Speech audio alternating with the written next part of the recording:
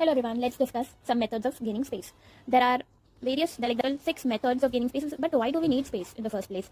While writing the answer of this question, we need to mention why do we need space and for what reason we need space. So here are the reasons.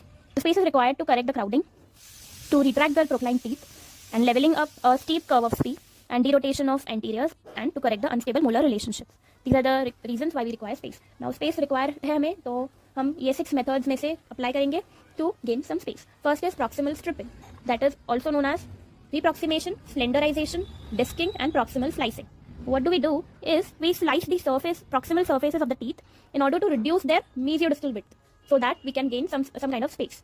So इसका major indication ये बोल सकते हैं कि if the tooth material is excess of the arch length by 0 to 2.5 mm, इतनी अगर हमें space चाहिए तो we can go for proximal stripping, but it is an invasive procedure, so we have to be very sure before performing this. How much of the space that we can gain is if we see there are 5 surfaces of the anterior teeth that are proximal.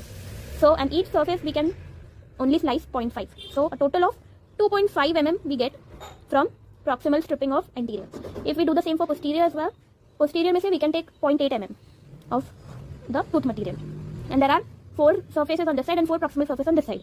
So, 8. So, from posteriors we gain 6.4 mm and a total of 8.9 mm of space we can gain by interproximal stripping.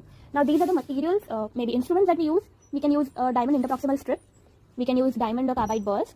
And we have some thickness gauges or leaf gauges that come in different thicknesses, so we can insert it interdentally and know the exact amount that we need to reduce. These are some discs, proximal discs.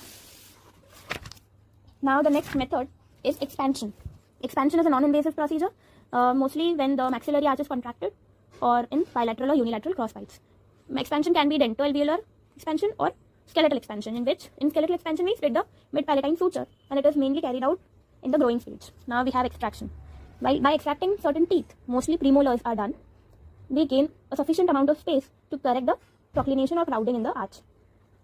We can extract molar as well, but molars are the strong key of occlusion, so mostly premolars are indicated. Canines and incisors are contraindicated. Now, fourth is distalization. We move the molars into the distal direction so that to gain space. Now it is best done when the dentition is in the mixed dentition period, that is also before the second permanent molar erupts. So that easy हो जाएगा अपना distalization process. Now we have fifth one, that is uprighting of molars. When the molars are tilted, in case where the second premolar extract हो गया या फिर second deciduous molar का premature loss हो गया, so the permanent molar tends to mesially tip. So in that case, if we upright the molar, we gain space, because definitely tipped molar will occupy more space than the upright one.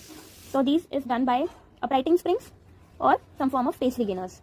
Now last one is derotation of posterior teeth.